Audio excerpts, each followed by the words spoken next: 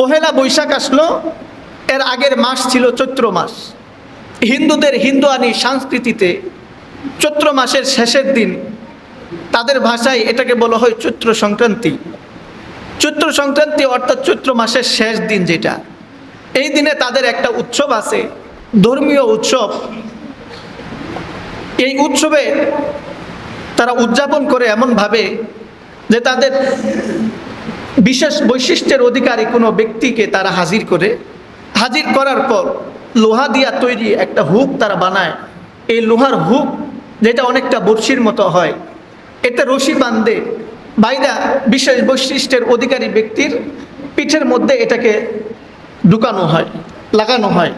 লাগাইয়া এটা তারা গাছের সাথে উঁচু কিছুর সাথে বাঁধে, গাছের সাথে বাঁধে এই লোকটাকে এই রশিতে বাঁধা অবস্থায় লোহার হুকে গাঁথনি থাকা অবস্থায় তাকে ঘুরাইতে থাকে। এই অবস্থায় সে ঘুরতে থাকে। এটা ছিল হিন্দুয়ানি উৎসব, হিন্দুদের ধর্মীয় উৎসব চৈত্র সংক্রান্তিতে। এরপরে আসলো পহেলা বৈশাখ। পহেলা বৈশাখের উৎসব যখন হিন্দুরা করে, এই দিনে তাদের দুইটা পূজা হয়। পহেলা বৈশাখে হিন্দুদের দুইটা পূজা। একটা পূজা তো হইল মঙ্গল শুভযাত্রার নামে গণেশ পূজা যেটাকে বলা হয়, আরেকটাকে বলা হয় গড পূজা। তাদের রীতি অনুযায়ী, হিন্দুদের রীতি অনুযায়ী তারা যখন গণেশ পূজা করে, তাদের উদ্দেশ্য হইল যে কোনো কাজের শুরুতে গণেশ পূজা কইরা কাজ শুরু করা। যদি তারা গণেশ পূজার মাধ্যমে কোনো কাজ শুরু করে তাইলে তাদের কাজের মধ্যে কল্যাণ হয়। এটা ছিল তাদের হিন্দুদের ধর্ম বিশ্বাস। গণেশ পূজা কইরা কাজ শুরু করলে এতে তাদের কল্যাণ হবে। আস্তে আস্তে আমাদের ভিতরে এমনভাবে ঢুকাই দিছে যে আমরা মনে করি এগুলো হয়তো স্বাভাবিক কোনো অনুষ্ঠান। এগুলো তো অন্য অন্য অনুষ্ঠানের মতো স্বাভাবিক অনুষ্ঠান না, এটা হিন্দুদের হিন্দু ধর্মীয় অনুষ্ঠান। একজন মুসলমান সন্তান কিভাবে পারে যে মঙ্গল কামনা করার জন্য মঙ্গল শুভযাত্রার অংশগ্রহণ করে সে মঙ্গল কামনা করে তার ঈমান আকীদা নষ্ট করে দেয়। এজন্য আল্লাহ তাআলা আমাদেরকে বলতেছেন, ইয়া আইয়ুহাল্লাযীনা আমানু দুখুলু ফিস-সিলমি কাফফা ওয়া লা তাত্তাবিউ খুতুওয়াতিশ শাইতান ইন্নাহু লাকুম আদুউম মুবিন। হে মুসলমানগণ, তোমরা ইসলামে পরিপূর্ণভাবে দাখিল হও, পরিপূর্ণভাবে দাখিল হও। নিশ্চয়ই শয়তান তোমাদের জন্য প্রকাশ্য শত্রু। শয়তান তোমাদের সামনে মন্দ কাজগুলোকে, তোমাদের ঈমানের সাথে সাংঘর্ষিক, তোমাদের ধর্ম বিশ্বাসের সাথে সাংঘর্ষিক, আমলের সাথে সাংঘর্ষিক এমন কাজগুলোকে তোমাদের সামনে শুভনীয় কাজ বলে পরিচয় করাইয়া দিবে, যাতে তোমরা মনে করবা এই কাজটা আমাদের জন্য কল্যাণকর, অথচ এই কাজ তোমাদের জন্য মোটেও কল্যাণ না। এমন কাজ তোমাদের সামনে আইনা দিবে যাতে করে তোমরা নিজেদের অজান্তেই শয়তানের পথ অনুসরণ করো। এক আল্লাহর উপর থেকে তোমাদের একিন, তোমাদের বিশ্বাস সরাইয়া মূর্তি দেব দেবী তাগুতের প্রতি তোমাদের বিশ্বাস শয়তান দিয়া দিবে খুব সুকৌশলে। বাদশাহ সুলাইমান আলাইহিস সালামের জামানায় একজন নারী ছিল, নারী বাদশাহ ছিল, যাকে রানী বিলকিস নামে আমরা চিনে থাকি। ঘটনাও হয়তো অনেক শুনছি আমরা। আল্লাহ পাক সেই ঘটনা কুরআনুল কারীমের মধ্যে তুলে ধরতেছেন। আল্লাহ পাক বলতেছেন, ইন্নী ওয়াজাদতু মুরআতা তামলিকুহুম ওয়া উতিয়াত মিন কুল্লি শাই। যে হুদহুদ পাখি সুলাইমান আলাইহিস সালামের কাছে আসলো, আয়েশা সুলাইমান আলাইহিস সালামের কাছে বিচার দিতেছে, ওগো পয়গম্বর, আমি অমুক শহরে গেছিলাম, সেখানে দেখলাম এক নারী, সে তার রাজ্যে রাজত্ব করতেছে, তাকে সব ধরনের উপকরণ তাকে দেওয়া হয়েছে, আসবাবপত্র দেওয়া হয়েছে এবং তার বিশাল এক সিংহাসনও আছে। সে আল্লাহর উপর ঈমান আনে নাই, সে তাগুতের অনুসরণ করতেছে। হুদহুদ পাখি হযরত সুলাইমান আলাইহিস সালামকে এই সংবাদ দিলেন।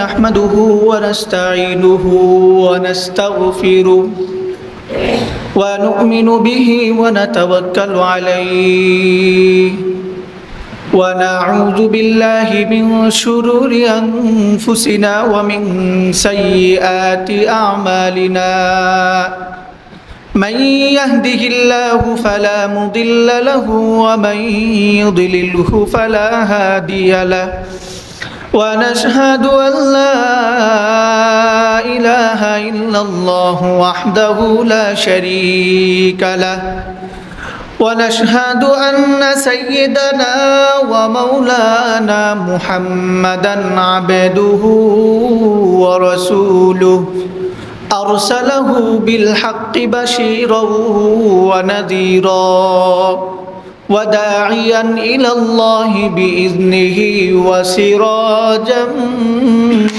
منيرا أما بعد فقد قال الله تعالى في كلامه المجيد والفرقانه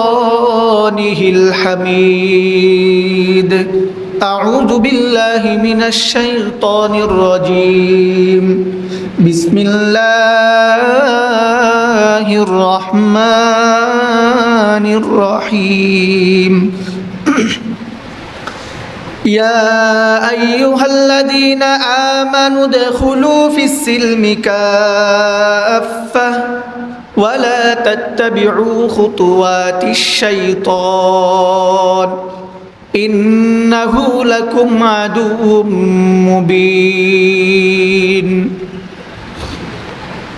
وعن ابن عمر رضي الله عنه قال قال رسول الله صلى الله عليه وسلم من تشبه بقوم فهو منهم أو كما قال النبي صلى الله عليه وسلم صدق الله العظيم وصدق رسوله النبي الكريم ونحن على ذلك من الشاهدين والشاكرين والحمد لله رب العالمين بلغ العلا بكماله كشف الدجى بجماله حسنت جميع خصاله صلوا عليه وآله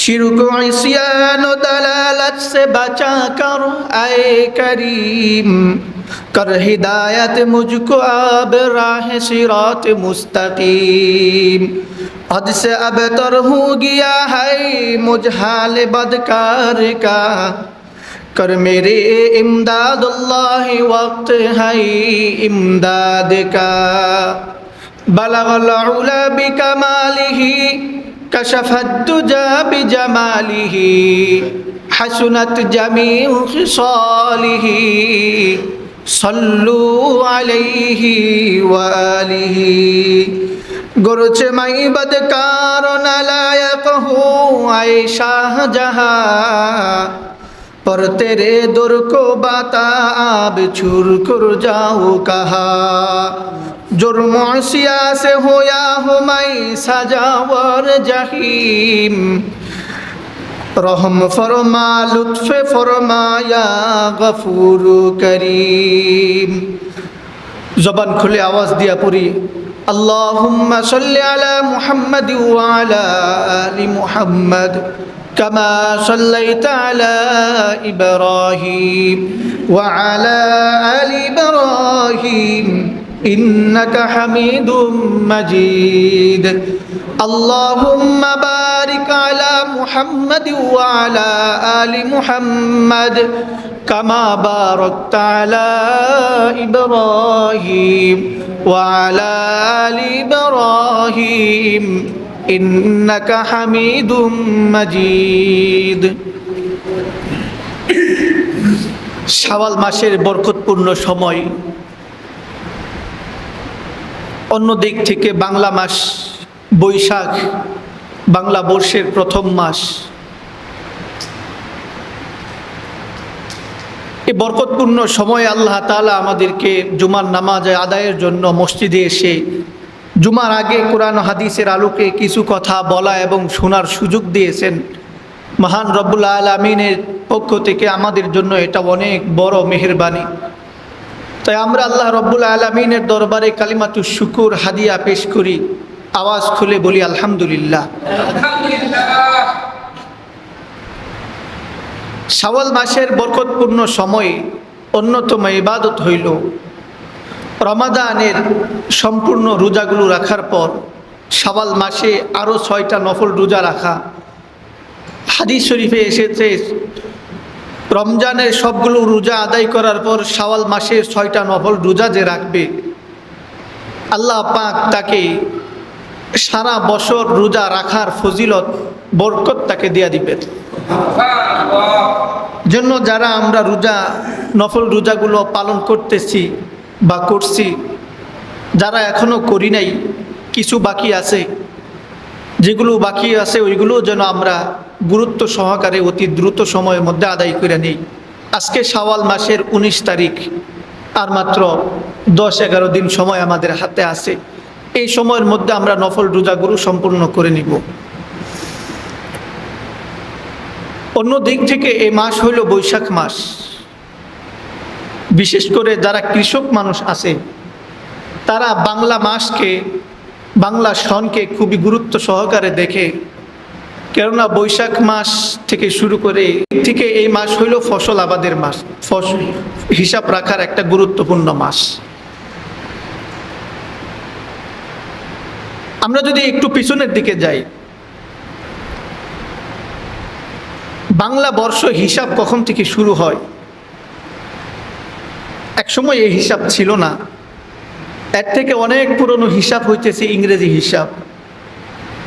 অন্যদিক থেকে চন্দ্র মাসের হিসাবটাও পুরানো হিসাব। যদিও কোনো মানুষ বাংলা মাসের হিসাব একেবারেই না রাখে, ইংরেজি মাসের হিসাব একেবারেই না রাখে, তার জন্য উচিত সে যেন অন্তত আরবি মাসের হিসাবটা রাখে, চন্দ্র মাসের হিসাব। চন্দ্র মাসের হিসাব রাখা মুসলমানদের জন্য ফরজে কিফায়া। সবাই রাখতে হবে এমন না, সমাজের কিছু মানুষ যদি রাখে যাতে করে অন্য কেউ জিজ্ঞেস করলে বলতে পারে, এমন থাকলেই যথেষ্ট। তবে কেউ যদি একেবারেই না রাখে এটা গুনাহগার হবে এর জন্য। এজন্য সমাজের কিছু মানুষ হইলেও চন্দ্র মাসের হিসাব, হিজরি মাসের হিসাব রাখা, এটা আমাদের জন্য ফরজে কিফায়া। বাংলা ইংরেজি এগুলো হিসাব রাখা ফরজে কিফায়া না, আমাদের সময়ের গুরুত্বের কারণে আমরা এগুলো রাখতে পারি। তো যাই হোক, বলতেছিলাম বাংলা মাস গণনা শুরু হইল কখন থেকে? আগে এক সময় এই মাসের হিসাব ছিল না। মুঘল সম্রাট জালালউদ্দিন মুহাম্মদ আকবর তার শাসন আমল যখন থেকে শুরু হইল তখন থেকে বাংলা মাসের হিসাব গণনা শুরু হইল। এর আগে বাংলা মাস বঙ্গাব্দ সন হিসাবে কোনো কিছুর অস্তিত্ব ছিল না। তখন তিনি এটা কেন করলেন? ইংরেজি সন হিসাবে 1556 সাল থেকে এই বাংলা বর্ষের উদযাপন বা হিসাব গণনা শুরু হয়। আর এর আগে 1548 সাল তখন এটার পরিকল্পনা করা হয় যে একটা বাংলা সন আমাদের রাখা উচিত। এটার পরিকল্পনা করা হয় 1548 সাল ইংরেজি সন হিসাবে। এই সময় মুঘল সম্রাট বাদশাহ আকবর তিনি এই হিসাব রাখার জন্য দায়িত্ব দেন। এই ব্যাপারে লেখা আসছে, ঢাকা বিশ্ববিদ্যালয়ের শিক্ষক ফতেউল্লাহ, ঢাকা বিশ্ববিদ্যালয়ের শিক্ষক মিজানুর রহমান, ডাক্তার মিজানুর রহমান, তিনি তা 2022 সালে একটা লেখা প্রকাশ করছিলেন, বাংলা বর্ষের লেখা। সেখানে তিনি লিখছেন যে ওই সময় মুঘল সম্রাট তৎকালীন বিশিষ্ট জ্যোতির্বিদ, বিখ্যাত জ্যোতির্বিদ, তাকে দায়িত্ব দিছিলেন বাংলা সনের ক্যালেন্ডার রচনা করার জন্য। তিনি দায়িত্ব পাবার পর সৌর সন এবং হিজরি সন, চন্দ্র সন, দুইটার সমন্বয়ে একটা ক্যালেন্ডার প্রস্তুত করলেন বাংলা সনের। তখন এই ক্যালেন্ডারের নাম হইল ক্যালেন্ডারে ইলাহি। এই ইলাহি নামে ক্যালেন্ডার প্রস্তুত করলেন। এই প্রস্তুত করার পিছনে সৌর সন এবং হিজরি সন দুইটার থেকে তিনি সাহায্য নিয়েছেন, সহযোগিতা নিয়ে এই ক্যালেন্ডার প্রস্তুত করলেন। প্রস্তুত করার জন্য তার সম্পূর্ণ উদ্দেশ্য ছিল যে কোন সময় ফসল বুনলে আবাদ ভালো হবে, কোন সময় ফসল বুনলে মানুষের কাছ থেকে ওই বাদশাহ আকবরের যে উদ্দেশ্য সেটা হলো রাজ্যের খাজনা যেগুলো এগুলো উঠানো সম্ভব হবে। মানুষের কাছে সবসময় টাকা পয়সা থাকে না, ফসল ওঠার পর বিক্রি করে পকেট ভর্তি থাকে। এই সময় যদি সরকারি মহল থেকে চাপ আসে যে এখন আপনারা খাজনা আদায় করেন, তাহলে খাজনাটা মানুষ সহজে আদায় করতে পারবে এবং সরকারি কর্মকর্তা যারা আছে কর্মচারী এরাও মানুষের কাছ থেকে খুব সহজেই খাজনাটা উঠাইতে পারবে।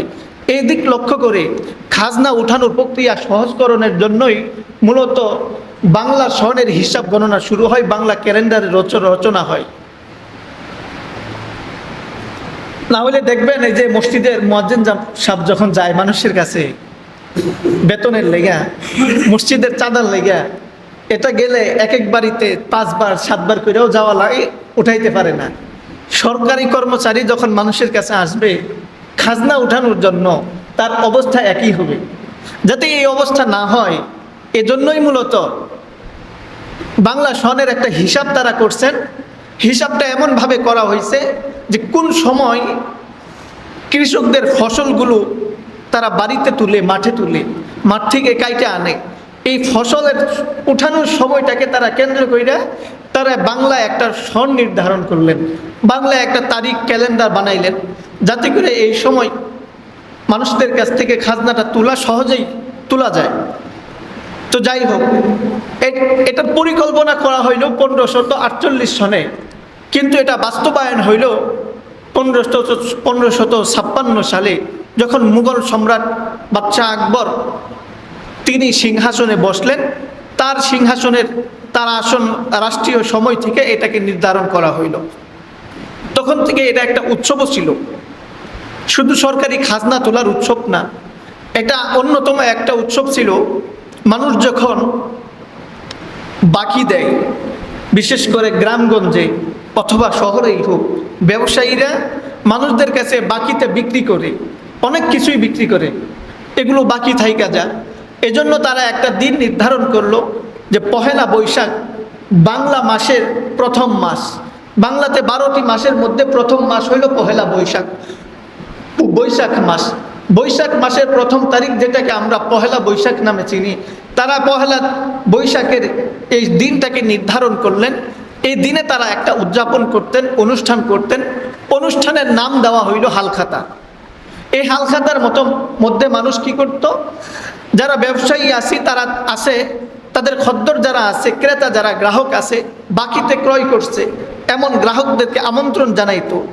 তারা তখন বৈশাখের প্রথম দিনে হালখাতায় শরিক হইতো, আর ব্যবসায়ীরা তাদের জন্য মিষ্টি খাওয়ার আয়োজন করত। আর ক্রেতাগণ মিষ্টি খায়া তাদের বিগত দিনের যে সমস্ত পাওনাগুলো ছিল সম্পূর্ণ পাওনা কেউ আদায় করে দিত, কেউ অর্ধেকটা আদায় করত। এভাবে তারা পাওনা আদায় কইরা তাদের ঋণ থেকে মুক্তি হইতো।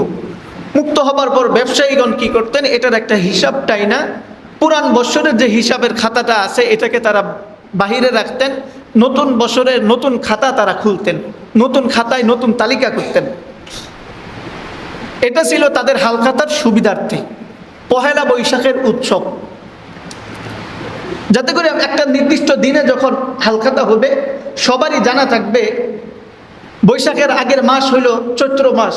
যখনই চৈত্র মাস চলে আসবে মানুষ জানবে যে এই মাস শেষ হইলেই আমাদের একটা অনুষ্ঠান আছে, হালখাতা উদযাপন করতে হবে, বকেয়া যেগুলো আছে এগুলো আদায় করতে হবে। তারা আগে দিকে প্রস্তুত থাকতো, যাতে করে তারা পহেলা বৈশাখের শুরুর দিনে বকেয়াগুলো সুন্দরভাবে আদায় করতে পারে, আগে থেকে প্রস্তুতি নিয়ে রাখতো। তাহলে বোঝা গেল বাংলা সন নির্ধারিত হয়েছিল মুঘল সম্রাট তার রাজ্যের খাজনাগুলো তোলা যাতে সহজ হয়, সহজে আদায় করতে পারে, এটা সহজ করার জন্যই বাংলা সনের ক্যালেন্ডার রচিত হয়েছে। আর পহেলা বৈশাখে যে অনুষ্ঠান হয় এটা বাঙালিদের জন্য একটা অনুষ্ঠান ছিল যে তারা এই দিনে হালখাতা করত, হালখাতায় তাদের পাওনাগুলো পরিশোধ করত। এটাই ছিল পহেলা বৈশাখের উৎসব। কিন্তু কালের আবর্তে হিন্দুয়ানি সংস্কৃতি এই পহেলা বৈশাখের মধ্যে ঢুকতে ঢুকতে এখনকার অধিকাংশ মানুষ জানেই না পহেলা বৈশাখ কিসের উৎসব। সাধারণ মানুষ তো যেমন তেমন, মুসলিম পরিবারগুলোতেও যদি আমরা আসি দেখব অধিকাংশ মুসলমানের পরিবারগুলো জানে না যে পহেলা বৈশাখ উৎসব কিসের উৎসব। অথচ মুসলিম সন্তানেরা এই দিন সকালে পান্তা ইলিশ খায়, এই দিন সকালে মঙ্গল শোভাযাত্রাতে শরিক হয়ে তারা রং বেরং মাইখা নানান ধরনের কর্মকাণ্ড তারা কইরা থাকে শুধুমাত্র অজ্ঞতার কারণে। বাংলা নববর্ষ, বাংলা সান গণনা এটা শুরু হয়েছিল যাতে করে খাজনা তোলা সহজ হয়। আর পহেলা বৈশাখের অনুষ্ঠান ছিল, উৎসব ছিল বকেয়া আদায়ের অনুষ্ঠান, উৎসব। কিভাবে আমাদের এই উৎসবের মধ্যে হিন্দুয়ানি সংস্কৃতি ঢুকলো এটা একটু বোঝার চেষ্টা করি। পহেলা বৈশাখ আসলো, এর আগের মাস ছিল চৈত্র মাস। হিন্দুদের হিন্দুয়ানি সংস্কৃতিতে চৈত্র মাসের শেষের দিন, তাদের ভাষায় এটাকে বলা হয় চৈত্র সংক্রান্তি। চৈত্র সংক্রান্তি অর্থাৎ চৈত্র মাসের শেষ দিন যেটা, এই দিনে তাদের একটা উৎসব আছে, ধর্মীয় উৎসব। এই উৎসবে তারা উদযাপন করে এমনভাবে যে তাদের বিশেষ বৈশিষ্ট্যের অধিকারী কোনো ব্যক্তিকে তারা হাজির করে, হাজির করার পর লোহা দিয়া তৈরি একটা হুক তারা বানায়। এই লোহার হুক যেটা অনেকটা বড়শির মতো হয়, এতে রশি বাঁধে বাইরা বিশেষ বৈশিষ্ট্যের অধিকারী ব্যক্তির পিঠের মধ্যে এটাকে ঢুকানো হয়, লাগানো হয়। লাগাইয়া এটা তারা গাছের সাথে উঁচু কিছুর সাথে বাঁধে, গাছের সাথে বাঁধে এই লোকটাকে এই রশিতে বাঁধা অবস্থায় লোহার হুকে গাঁথনি থাকা অবস্থায় তাকে ঘুরাইতে থাকে। এই অবস্থায় সে ঘুরতে থাকে। এটা ছিল হিন্দুয়ানি উৎসব, হিন্দুদের ধর্মীয় উৎসব চৈত্র সংক্রান্তিতে। এরপরে আসলো পহেলা বৈশাখ। পহেলা বৈশাখের উৎসব যখন হিন্দুরা করে, এই দিনে তাদের দুইটা পূজা হয়। পহেলা বৈশাখে হিন্দুদের দুইটা পূজা। একটা পূজা তো হইল মঙ্গল শোভাযাত্রার নামে গণেশ পূজা যেটাকে বলা হয়, আরেকটাকে বলা হয় গড পূজা। তাদের রীতি অনুযায়ী, হিন্দুদের রীতি অনুযায়ী তারা যখন গণেশ পূজা করে তাদের উদ্দেশ্য হইল যে কোনো কাজের শুরুতে গণেশ পূজা কইরা কাজ শুরু করা। যদি তারা গণেশ পূজার মাধ্যমে কোনো কাজ শুরু করে তাইলে তাদের কাজের মধ্যে কল্যাণ হয়। এটা ছিল তাদের হিন্দুদের ধর্ম বিশ্বাস। গণেশ পূজা কইরা কাজ শুরু করলে এতে তাদের কল্যাণ হবে। একইভাবে তারা পহেলা বৈশাখের মধ্যে, যেহেতু এটা বছরের প্রথম দিন, বছরের প্রথম দিনে কাজ করবে, কাজের শুরুতে তারা এই অনুষ্ঠানটা করে গণেশ পূজা। তারা যখন এই অনুষ্ঠানে যায় সকালবেলা সকাল সকাল উঠা পড়ে, ওইটা তাদের সারাদিনের কাজকর্মের শুরুতে তারা আগে সবাই মিলে এই উৎসব পালন করে। উৎসবের মধ্যে কি মঙ্গল শুভযাত্রা, মঙ্গল শুভযাত্রা হয়। তাদের একজন দেবী ছিল যার নাম লক্ষ্মী দেবী। এই লক্ষ্মী দেবীকে, লক্ষ্মী দেবীর এক আকৃতি দিয়া মূর্তি তারা বানায়। এটার মধ্যে মঙ্গল যাত্রা শুরুতে লক্ষ্মী দেবী যখন থাকে, এগুলো তো আপনারা জানেন যে লক্ষ্মী দেবী যে আরোহণ আসনটা গ্রহণ করে, বাহনটা গ্রহণ করে, এই বাহন হয় এক পেঁচার বাহন। অর্থাৎ তাদের উদ্দেশ্য হইল পেঁচার মধ্যে যখন চলবে, পেঁচা এক দ্রুতগামী বস্তু, খুব দ্রুত গতিতে এই মিছিলে যারা অংশগ্রহণ করবে, মঙ্গল শোভাযাত্রার মিছিলে যারা অংশগ্রহণ করবে, লক্ষ্মী দেবী তাদের জন্য কল্যাণের দিকে তাদেরকে খুব দ্রুত নিয়ে যাবে। নাউজুবিল্লাহ। আমাদের অনেক মুসলিমরাই না বুঝা না শুই না এই মঙ্গল শুভযাত্রায় চলে যায়। অনেকে আছে পান্তা ইলিশ খায়াও এই বছরের দিনটা শুরু করে। এগুলো ছিল হিন্দুয়ানি সংস্কৃতি। আস্তে আস্তে আমাদের ভিতরে এমনভাবে ঢুকাই দিছে যে আমরা মনে করি এগুলো হয়তো স্বাভাবিক কোনো অনুষ্ঠান। এগুলো তো অন্য অন্য অনুষ্ঠানের মতো স্বাভাবিক অনুষ্ঠান না, এটা হিন্দুদের হিন্দু ধর্মীয় অনুষ্ঠান। একজন মুসলমান সন্তান কিভাবে পারে যে মঙ্গল কামনা করার জন্য মঙ্গল শুভযাত্রার অংশগ্রহণ করে সে মঙ্গল কামনা করে তার ঈমান আকীদা নষ্ট করে দেয়। এজন্য আল্লাহ তাআলা আমাদেরকে বলতেছেন, ইয়া আইয়ুহাল্লাযীনা আমানু দুখুলু ফিস-সিলমি কাফফা ওয়ালা তাত্তাবিউ খুতুওয়াতিশ শাইতান ইন্নাহু লাকুম আদুউম মুবিন। হে মুসলমানগণ, তোমরা ইসলামে পরিপূর্ণভাবে দাখিল হও, পরিপূর্ণভাবে দাখিল হও। নিশ্চয়ই শয়তান তোমাদের জন্য প্রকাশ্য শত্রু। শয়তান তোমাদের সামনে মন্দ কাজগুলোকে, তোমাদের ঈমানের সাথে সাংঘর্ষিক, তোমাদের ধর্ম বিশ্বাসের সাথে সাংঘর্ষিক, আমলের সাথে সাংঘর্ষিক এমন কাজগুলোকে তোমাদের সামনে শুভনীয় কাজ বলে পরিচয় করাইয়া দিবে, যাতে তোমরা মনে করবা এই কাজটা আমাদের জন্য কল্যাণকর, অথচ এই কাজ তোমাদের জন্য মোটেও কল্যাণ না। এমন কাজ তোমাদের সামনে আইনা দিবে যাতে করে তোমরা নিজেদের অজান্তেই শয়তানের পথ অনুসরণ করো। এক আল্লাহর উপর থেকে তোমাদের একিন, তোমাদের বিশ্বাস সরাইয়া মূর্তি, দেব দেবী, তাগুতের প্রতি তোমাদের বিশ্বাস শয়তান দিয়া দিবে খুব সুকৌশলে। আল্লাহ আমাদেরকে সতর্ক করতে দিচ্ছেন। ওই দিন তারা সকালবেলায় হিন্দুরা সূর্যের যে পূজা করে, এই পূজাটাও হিন্দুদের সংস্কৃতি, হিন্দুদের ধর্মীয় অনুষ্ঠান। হিন্দুদের এই সূর্যের পূজা করা, প্রকৃতির পূজা করা, এটা অনেক প্রাচীন থেকে চলে আসতেছিল। বাদশাহ সুলাইমান আলাইহিস সালামের জামানায় একজন নারী ছিল, নারী বাদশাহ ছিল, যাকে রানী বিলকিস নামে আমরা চিনে থাকি। ঘটনাও হয়তো অনেক শুনছি আমরা। আল্লাহ পাক সেই ঘটনা কুরআনুল কারীমের মধ্যে তুলে ধরতেছেন। আল্লাহ পাক বলতেছেন, ইন্নী ওয়াজাদতু মুরআতা তামলিকুহুম ওয়া উতিয়াত মিন কুল্লি শাই।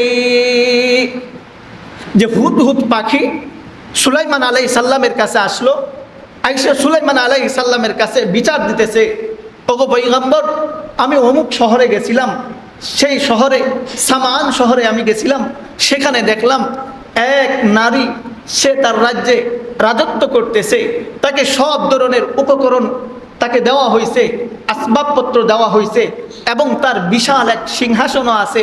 সে আল্লাহর উপর ঈমান আনে নাই, সে তাগুতের অনুসরণ করতেছে। হুদহুদ পাখি হযরত সুলাইমান আলাইহিস সালামকে এই সংবাদ দিলেন। এরপরের আয়াতে বলতেছেন, ওয়াজাদতুহা ওয়া কওমাহা ইয়াসজুদুনা লিশ-শামসি মিন দুনিল্লাহি ওয়া যায়্যানা লাহু। সবচাইতে বড় সিংহাসন কার? আল্লাহ তাআলার সিংহাসন। আরশে আজিম কত বড় সিংহাসন। একদিন বলা হয়েছিল যে আরশে আজিম কত বড় সিংহাসন, আর আরশে আজিমের উপরে আল্লাহ পাক যেখানে আসন গ্রহণ করেন, কুরসি, আল্লাহর চেয়ার, সেটা কত বড়। এই আয়াতের মধ্যে আল্লাহ পাক আমাদেরকে সেটা বুঝাইতেছেন। রানী বিলকিস এক সিংহাসন পাইছিল, রাজত্ব পাইছিল, এগুলো পাওয়ার পর সে আল্লাহকে ভুইলা সূর্যের উপাসনা করতে শুরু করছিল। আরে রানী বিলকিস যে সূর্যের উপাসনা করে, সূর্য তো মানুষদেরকে কোনো ভালো মন্দ দেবার ক্ষমতা রাখে না, অধিকার রাখে না। মানুষের কল্যাণ সূর্যের কাছে চাইলেই যে সূর্য কাউকে কল্যাণ আইনা দিবে, এই ক্ষমতা সূর্যের কাছে নাই। একমাত্র ক্ষমতা যার কাছে আছেন তিনি হলেন আল্লাহ, তিনি হলেন আরশ আজিমের মালিক। তিনি ছাড়া আর কেউ ইবাদতের উপযুক্ত না। আল্লাহ আমাদেরকে বুঝাইয়া দিলেন। আল্লাহ বলতেছেন, ইয়া আইয়ুহাল্লাযীনা আমানু দুখুলু ফিস-সিলমি কাফফা ওয়া লা তাত্তাবিউ খুতুওয়াতিশ শাইতান ইন্নাহু লাকুম আদুউম মুবিন। তোমাদের যা কিছু চাওয়ার প্রয়োজন হয় একমাত্র আল্লাহর কাছেই চাইবে। তোমাদের কোনো কল্যাণের প্রয়োজন হয় তোমরা আল্লাহর কাছেই প্রার্থনা করবে। সূর্য মানুষের জন্য কোনো কল্যাণ এনেও দিতে পারে না, মানুষের জন্য কোনো অকল্যাণও সূর্য করতে পারে না। এবার আসুন, রবীন্দ্রনাথ ঠাকুরের একটা সঙ্গীত আছে, যে সঙ্গীত সরকারি প্রতিষ্ঠানগুলোতে এটা অনেক সময় বলা হয়, পহেলা বৈশাখে বলা হয়, বা এই সঙ্গীত খুব মনোযোগ দিয়ে গুরুত্ব দিয়ে শেখানোও হয়। সঙ্গীত কি? বৈশাখের আগমনী, যে এসো হে বৈশাখ, এমন একটা সঙ্গীত আছে, আপনারা শুনছেন। এই সঙ্গীতের মধ্যে তারা কি বলে? মুছে যাক গানি গুছে যাক জরা, অগ্নিস্থানে সূচি হোক ধরা, এমন একটা সঙ্গীত বলা হয়। এই সঙ্গীত হিন্দুরা যেভাবে পাঠ করে, মুসলমানের সন্তানেরাও উৎসবের মধ্যে যায় বা কোনোভাবে এই সঙ্গীত পাঠ করে। রবীন্দ্রনাথ ঠাকুর সে মুসলিম ছিল না হিন্দু ছিল? জানি আমরা সবাই হিন্দু ছিল, তাই তো? রবীন্দ্রনাথ ঠাকুর মুসলমানদের কোনো কবিও না, সে নিজেও মুসলমান না, একজন হিন্দু ছিল। সে তার ধর্ম বিশ্বাস থেকে যে কোনো কবিতা রচনা করতেই পারে, তার বিশ্বাস থেকে সে কবিতা রচনা করবে, এটাই স্বাভাবিক। এই কবিতা যখন মুসলমান সন্তানেরা শিখে, সেও যখন এই কবিতার সাথে সাথে তাল মিলায়া বলতে থাকে যে মুছে যাক গানি গুছে যাক জরা, অগ্নিস্থানে সূচি হোক ধরা, এর অর্থ কি দাঁড়ায় একটু আমরা শুনি। অগ্নি এই শব্দের অর্থ আমরা জানি যে আগুন, যা আমাদের জানা আছে। স্নান হিন্দুদের ভাষায়, আমাদের ভাষায় গোসল করা। তৃতীয় শব্দ হচ্ছে সূচি, যার অর্থ হয় পবিত্র। ধরা অর্থ হয় পৃথিবী। এই চার শব্দ মিলা যে অর্থ হয় তা হইল যে বৈশাখ তুমি এসো, আগুন দিয়া পৃথিবীকে পবিত্র করো। তারা এটাকে বৈশাখকে এভাবে আগমন জানায় যে বাক্যগুলো দিয়া। এই বাক্যগুলোর সারমর্ম হইল বৈশাখ তুমি এসো, আগুন দিয়া পৃথিবীকে পবিত্র করো। একই স্লোগান যখন, কবিতা যখন আমার মুসলিম কোনো সন্তান দেয়, বুঝুক আর না বুঝুক, সে কি বলতেছে আমরা একটু বুঝে নেই। তাহলে সে তো সব শেষে তার কথার সারমর্ম এটাই হইল যে বৈশাখ তুমি এসো, আগুন দিয়ে পৃথিবীকে পবিত্র করো। আচ্ছা, আগুন দিয়া পবিত্র করার যে সংস্কৃতি, সে যে ধর্ম বিশ্বাস, এটা কি মুসলমানদের? তখন আগুনকে তারা সাক্ষী রাখে। হিন্দুরা যখন তওবা করে আগুনে সেকা দিয়া বা এভাবে তারা পবিত্র হওয়ার চেষ্টা করে। হিন্দুরা যখন তাদের কোনো মৃত ব্যক্তিকে ওই পুরাইয়া দেয়, তাদের ধর্ম বিশ্বাস হইল যে আগুনের দ্বারা পুরাইলে তার জীবনে সে যত আকামুকাম করছে সব আকামুকাম মাফ হইয়া সে পবিত্র হইয়া স্বর্গে চলে যাবে। নাউজুবিল্লাহ। এটা ছিল হিন্দুদের ধর্ম বিশ্বাস যে আগুন দ্বারা সেকা দিলে বা তাপ দিলে আগুন দ্বারা মানুষ পবিত্র হইতে পারে, পৃথিবী পবিত্র হইতে পারে, বা আরো অন্য কিছু পবিত্র হইতে পারে। এটা হিন্দুদের ধর্ম বিশ্বাস। মুসলমানদের ধর্ম বিশ্বাস কি বলেন? মুসলমানদের ধর্ম বিশ্বাস না। কাজেই কোনো মুসলিম সন্তান যেন পহেলা বৈশাখকে আগমন এভাবে না করে রবীন্দ্রনাথ ঠাকুরের সঙ্গীতের মাধ্যমে তারা তাদের এই সমস্ত ধর্ম বিশ্বাসগুলো ঢুকাইতে এখন পর্যন্ত কি বলছিলাম, বাঙালিদের পহেলা বৈশাখের উৎসব ছিল হালখাতা। বাংলা বর্ষ নির্ধারণের রচনার একটা উদ্দেশ্য ছিল যে খাজনা আদায় করা সহজ করা। এটি তো সবশেষে মোট কথা হলো বকেয়া পরিশোধ করা। এটা ছিল বাংলা বর্ষ রচনার মূল উদ্দেশ্য। এটাকে আস্তে আস্তে পরিবর্তন করতে এখন আমাদের মুসলমান সন্তানেরাও হিন্দুদের শুভযাত্রায়, মঙ্গল শুভযাত্রায় অংশগ্রহণ করে হিন্দুদের সাথে তাল মিলাইয়া তারাও আগুনের কাছে নিজেদের পবিত্র হওয়ার ব্যাপারে, পৃথিবীকে পবিত্র করার ব্যাপারে প্রার্থনা করে। এটা কোনোভাবেই উচিত না।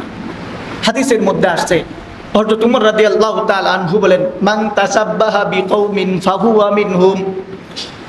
দুনিয়াতে যে মানুষ যার অনুকরণ করবে, যার মতো পোশাক পরবে, যার মতো নিজের গঠন আকৃতিকে যে যার মতো করে সাজাবে, যে যার পথকে অনুসরণ করবে, যার মতো মিশায়া কাজ করবে, হাসরের ময়দানে আল্লাহ পাক সে যার অনুসরণ করত তার সাথেই হাসরের ময়দানে তুলবে। আল্লাহ পাক যদি আমাদেরকে তার সাথেই তুলেন, আজকের পহেলা বৈশাখে আমরা যখন হিন্দুদের সাথে তাল মিলাইয়া মঙ্গল শুভযাত্রায় অংশগ্রহণ করি, হাসরের ময়দানে আমাকেও, এটা নিঃসন্দেহে যে আল্লাহ আমাকেও হাসরের ময়দানে ওই হিন্দুদের সাথে হাসরের ময়দানে তুলবেন। আমি যখন হিন্দুদের সাথে তাল মিলাইয়া বৈশাখকে স্বাগতম জানাই, তাদের সঙ্গীতের মাধ্যমে আমার এই কর্মের কারণে আল্লাহ না করুক যদি আল্লাহ আমাকে হাসরের ময়দানে হিন্দুদের সাথেই উঠাইয়া দেন, কি অবস্থা হবে? দুনিয়াতে আমার মুসলমানিত্বে এই পরিচয় কোনো কাজে আসবে? কোনো কাজে আসবে না। এই জন্য আমাদের ঈমান, আমাদের ইয়াকিনকে বিশুদ্ধ করা উচিত। এবার আসুন আরেকটা কথা বলে ফেলি, যে আমাদের বাড়িতে অনেক সময় পুরুষরা রাত্রে দেরিতে বাড়িতে ফিরে, তার ঘরে ছোট বাচ্চা থাকে। ওই বাচ্চা হইলে 7 দিন 40 দিন পর্যন্ত একটা সময় যায়। এই সময় রীতি অনুযায়ী অনেককে এমন বলতে শোনা যায়, অনেক রাত্রে বাহির থেকে আসার কারণে মানুষ যেন আগুনে শরীর তাপ দিয়া তারপরে ঘরে প্রবেশ করে, না হইলে শয়তানের কোনো আসর তার সাথে থাকতে পারে। এরকম কি শুনছেন আপনারা? এটা আমাদের মধ্যে কইতে আসলো? এটাও তো আমাদেরকে হিন্দুয়ানি সংস্কৃতির মধ্যে থেকেই আসছে। মুসলমান তো এগুলো বিশ্বাস করতে পারে না। মুসলমানদের জন্য ধর্ম আছে না নাই? মুসলমানের ধর্ম কি এমনি এমনি চলে না? আল্লাহ কর্তৃক বিধান দেওয়া আছে। আল্লাহ রসুল কর্তৃক আমাদেরকে সব কিছু, আমাদের সব কাজগুলো শিখানো আছে। হযরত সালমান ফারসি রাদিয়াল্লাহু তাআলা আনহু যখন ইসলাম গ্রহণ করলেন, তার আগেকার সে যখন মুসলিম ছিলেন না, যখন মুশরিক ছিলেন, ওই সময় তার সঙ্গী সাথী যারা ছিল তারা সালমান ফারসি রাদিয়াল্লাহু তাআলা আনহুকে ডাক দিয়ে বলতেছিল, এই সালমান, শুনলাম তোমাদের নবী নাকি তোমাদেরকে সব কিছুই শিখায়, তোমরা কিভাবে ইস্তেনজা করবে, বাথরুমের টয়লেট তোমরা কিভাবে করবে, এটাও নাকি তোমাদের নবী তোমাদেরকে শিখায়। ওই যে তারা শুনছিল যে ইস্তেনজার পর ডিলাগুলো ব্যবহার করতে হয়, আল্লাহ রসুল শিখাইছিলেন কমপক্ষে 3টা ডিলা তোমরা ব্যবহার করবে। এই যাবতীয় কিছু মাসালা শোনার পর তারা বলতেছিল, সালমান এগুলো কি শিখানোর বিষয়? তখন সালমান রাদিয়াল্লাহু তাআলা আনহু গর্বের সাথে উত্তর দিয়েছিলেন, হ্যাঁ, আমার নবী আমাকে এটা শেখায়। আমার নবী শুধু এটাই শেখায় না, আমার নবী আমাকে এটাও শেখায় যে আমি যেন ইস্তেনজা করার পর 3টা ডিলা ব্যবহার করি, 3টা কুলুক ব্যবহার করি। আমার নবী আমাকে এটাও শেখায় আমি যেন যখন ইস্তেনজা করতে বসবো, আমি যেন সূর্যের দিকে মুখ করে ইস্তেনজা করতে না বসি। আমি যখন ইস্তেনজা করতে বসবো যেন পশ্চিম দিকে কেবলা দিকে মুখ করে আমি ইস্তেনজা করতে না বসি। আমার নবী আমাকে এটাও শেখায় যেদিক থেকে প্রবল বাতাস আসতে থাকে, গতিবেগে বাতাস আসে, এই দিকে ফিরেও যেন আমি প্রস্রাব করতে না বসি। আমার নবী আমাকে এমন সাধারণ বিষয়গুলোও শেখায়। সুবহানাল্লাহ। তো বলতেছিলাম, ইসলাম আমাদেরকে ছোট বড় সব বিষয়ে শিক্ষা দেয়। আমরা যখন বাহির থেকে নিজের ঘরে প্রবেশ করব, এই বিষয়ে ইসলাম আমাদেরকে শিখায় যে আমরা কিভাবে প্রবেশ করব। ঘর থেকে যখন বের হব তখন আমাদেরকে শেখায় আমরা ঘর থেকে কিভাবে বের হব। তাহলে আসেন, আমরা শুনছি যে ওই ঘরের মধ্যে ছোট বাচ্চা থাকলে সেখানে আগুন দিয়া, সেক দিয়া তারপরে ঘরে প্রবেশ করতে হয়, না হলে নানান ধরনের সমস্যায় নাকি আমরা পড়ি। ইসলাম আমাদের কি শিখালো?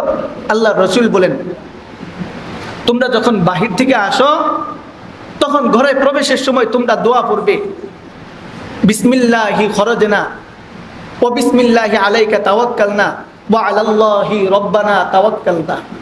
এই দোয়া পড়ে তোমরা ঘরে প্রবেশ করবে। যদি এই দোয়া পড়ে ঘরে প্রবেশ করো, যত রকমের অমঙ্গল আছে, যত রকমের অশুভনীয় বিষয় আছে, আল্লাহ সমস্ত বিষয় থেকে তোমাদেরকে মুক্ত কইরা তোমার ঘরকে নিরাপদ করবেন।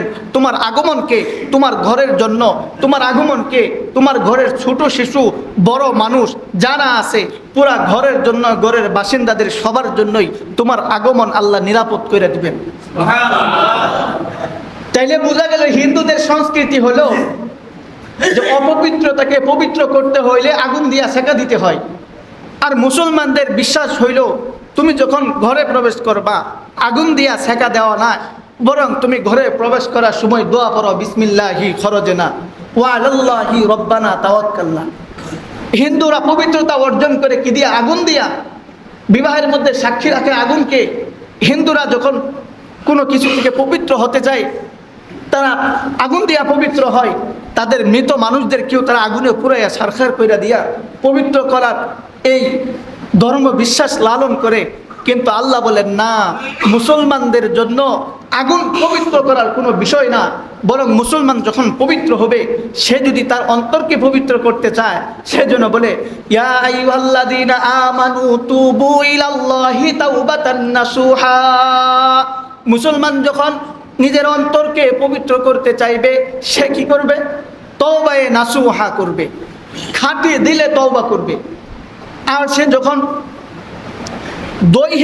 দৈহিক পবিত্রতা অর্জন করবে, দেহের পবিত্রতা, শরীরের পবিত্রতা অর্জন করবে, তখন সে কিভাবে করবে?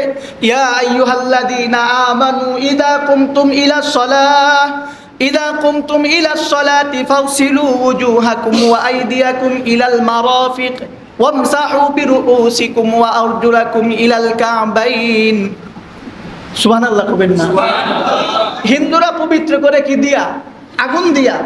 আর আল্লাহ আমাদের জন্য সুন্দর বিধান দিলেন যে তোমরা যখন পবিত্র হতে ইচ্ছুক, যখন তোমরা পবিত্র হইতে চাবা, ইচ্ছা পোষণ করবা, তোমাদের অন্তরের পবিত্রতা তোমরা অর্জন করবা তওবা করার মাধ্যমে, আল্লাহর কাছে মাফ চাওয়ার মাধ্যমে। আর যখন তোমরা নিজেদের শরীরের পবিত্রতা অর্জন করতে চাইবা, তখন ফাগসিলু ওয়ুজুহাকুম, তোমরা ওযুর মাধ্যমে পবিত্রতা অর্জন করো, তোমরা গোসলের মাধ্যমে পবিত্রতা অর্জন করো। সুবহানাল্লাহ। তাইলে আমাদের ধর্ম বিশ্বাস হইল আল্লাহ আমাদেরকে আগুন দিয়া পবিত্রতা অর্জন করার কোনো বিধান রাখেন? কোনো বিধান রাখেন? কি বলেন? কোনো বিধান রাখেন নাই। হিন্দুদের ধর্ম বিশ্বাস হইল তারা আগুন দিয়েই পবিত্রতা অর্জন করে। তাহলে আস্তে আস্তে আমরা কি করতেছি? হিন্দুদের সংস্কৃতিগুলো গ্রহণ করার মাধ্যমে নিজেদের সংস্কৃতি ভুলে যায়, নিজেদের ধর্মবিধান ভুলে যায়।